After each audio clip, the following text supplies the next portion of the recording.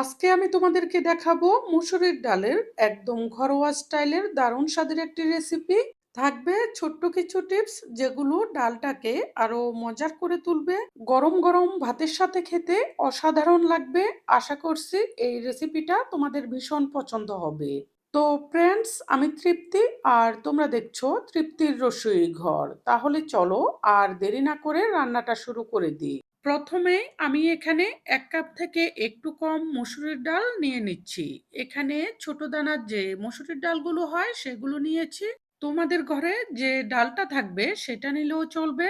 তবে এই ডালটার স্বাদটা একটু বেশিই হয়। এখন আমি এখানে বেশি করে জল দিয়ে দিব। আর হাত দিয়ে কষলে কষলে এই ডালগুলোকে একটু ভালোভাবে ধুয়ে নিব।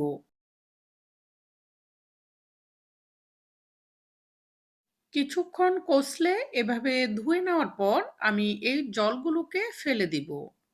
এরপর এখানে নতুন করে জল দিয়ে এই ডালগুলোকে আধা ঘন্টা মতো ভিজিয়ে রাখবো। আধা ঘন্টার থেকেও ডালটা যত বেশি ভিজিয়ে রাখা হবে ততটাই মজার হবে। এখন আমি এগুলোকে এভাবে রেখে দিব। এরপর ডালগুলো ভিজে ফুলে উঠবে। দেখো, ডালগুলো ভিজে প্রায় ডাবল হয়ে গেছে।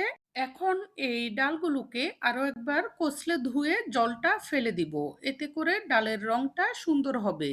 এরপর চুলায় একটি কড়াইয়ে ১ লিটার মতো জল দিয়ে এগুলোকে বসিয়ে দিব। জলগুলো ভালোভাবে ফুটে ওঠার জন্য অপেক্ষা করব। জলটাকে ভালোভাবে ফুটিয়ে ডালটা দিলে এই ডালটা খুব কম সময়ের মধ্যে সেদ্ধ হয়ে যাবে।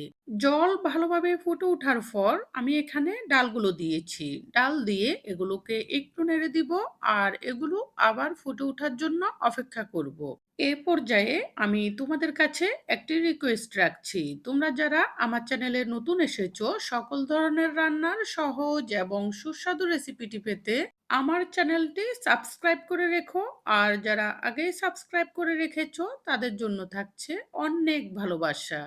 এখানে ডালগুলো ভালোভাবে ফুটে ওঠার পর বেশ কিছুটা ফেনা তৈরি হয়েছে। এগুলো আমি একটি চামচ দিয়ে তুলে নিচ্ছি। ডালের ফেনাটাও ভালোভাবে তুলে নিলে ডালের রংটা অনেক সুন্দর হয়। মূলত ডালের রংটাকে সুন্দর করার জন্য অনেক কিছুর উপরে নির্ভর করতে হয়।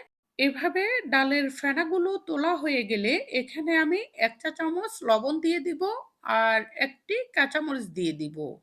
এই মরিচটা অনেক ঝাল, সেজন্য আমি এখানে একটি দিচ্ছি।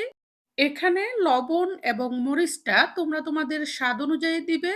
এরপর ঢাকনা দিয়ে চুলার আগুনটি ডিম করে এভাবে বসিয়ে রাখবো ডালগুলো ভালোভাবে সেদ্ধ হয়ে যাওয়া পর্যন্ত। খুব বেশি সময় লাগবে না, আধা ঘন্টা সময় পর্যন্ত এভাবে বসিয়ে রাখলেই হবে। যখন দেখা যাবে এরকম কিনারে কিনারে ডালগুলো একদম গলে গেছে তখন ঢাকনাটি তুলে নিলেই হবে। দেখো, ডালগুলো একদম পারফেক্ট ভাবে সেদ্ধ হয়ে গেছে। তোমরা যদি চাও এগুলোকে আরো একটু সেদ্ধ করে নিতে পারো, কিন্তু এর থেকে বেশি লাগবে না। এই পর্যায়ে হাফ চা চামচ থেকে একটু কম হলুদের গুঁড়ি দিয়ে একটি ঘুটনি দিয়ে আমি এগুলোকে ঘুটে নিচ্ছি। হলুদের গুঁড়িগুলো আমি এ পর্যায়ে দিচ্ছি কারণ অনেক সময় জলটা যদি ভালো না হয় তাহলে শুরুতে হলুদের গুঁড়িটা দিলে ডালটা কালো হয়ে যায়। দেখো, একটু ঘুটে নেওয়ার পর এই ডালগুলো একদম মেশ হয়ে গেছে। এখন এই ডালটাকে আরো একটু পাতলা করার জন্য আমি অল্প করে জল দিয়ে দিচ্ছি। এখানে ডালের ঘনত্বটা তোমরা তোমাদের পছন্দ অনুযায়ী রাখবে। এখন এগুলোকে কড়াই থেকে ঢেলে রেখে কড়াইটাকে ধুয়ে আবার বসিয়ে দিব। আর কড়াইয়ে দিয়ে দিব অল্প করে সরিষার তেল। তোমরা চাইলে এখানে সয়াবিন তেলও দিতে পারবে। তেলটা ভালোভাবে গরম হলে এখানে ২টি শুকনা মরিচ দিয়ে দিচ্ছি। আর দিয়ে দিচ্ছি একটু করে তেজপাতা আর অল্প করে কালো জিরে। এখন এগুলোকে নেড়ে একটু ভেজে দিব। শুকনা মরিচগুলোকে অবশ্যই হালকা করে একটু ছিঁড়ে দিবে, না হলে তেলে দেওয়ার পর ফুটে গায়ে আসবে। এগুলোকে একটু ভেজে এখানে দিয়ে দিচ্ছি ৩ কোষ রসুন এরকম চিকন করে কেটে রেখেছি সেইগুলো। আর মাঝারি সাইজের একটি পেঁয়াজ এরকম চিকন করে কেটে রেখেছি সেইগুলো। এখন এগুলোকে নেড়েচেড়ে ভাজতে থাকবো। একটু লাল লাল করেই ভেজে নিব, এতে করে ডালের সুগন্ধটা ভালো হবে। এই পর্যায়ে তোমরা যদি ডালটাতে টমেটো দিতে চাও, সেই ক্ষেত্রে টমেটো টুকরা করে দিয়ে ভেজে দিতে পারো। এভাবে ভাজতে ভাজতে যখন এগুলো এরকম লাল লাল মতো হয়ে যাবে, সেদ্ধ করে রাখা ডালগুলো দিয়ে দিব।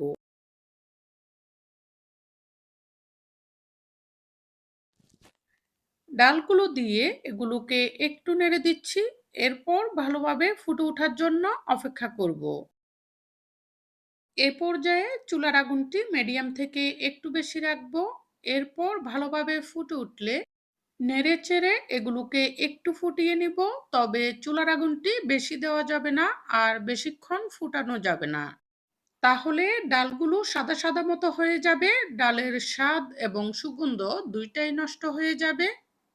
এইভাবে অল্প কিছুক্ষণ নেড়ে ডালগুলোকে ফুটিয়ে নেওয়ার পর চুলার আগুনটি একদম ডিম করে এগুলোকে 1 মিনিট মতো এভাবে বসিয়ে রাখবো। এতে করে ডালের স্বাদ এবং সুগন্ধটা বেড়ে যাবে। এরপর চুলার আগুনটি নিভিয়ে দিব আর একটি বাটিতে ঢেলে নিব।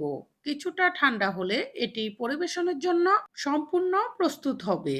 কিছু কিছু সময় কিছু মানুষের হাতে ডালটা এত মজার হয় যে আমরা ডাল দিয়েই শুধু ভাত খেতে থাকি। এই ডালটাও ঠিক সেরকমই। অবশ্যই তোমরা এই রেসিপিটা ট্রাই করে দেখো, খেয়ে ভীষণ মজা পাবে। যদি রেসিপিটা পছন্দ হয়ে থাকে অবশ্যই লাইক, কমেন্ট এবং সাবস্ক্রাইব করে সাপোর্ট করবে আরও নতুন নতুন রেসিপি উপহার পাওয়ার জন্য। এই বলে আজকের মতো এখানেই বিদায় নিচ্ছি। পরবর্তীতে চলে আসব নতুন কোনো রেসিপি নিয়ে। সেই পর্যন্ত সবাই ভালো থেকো।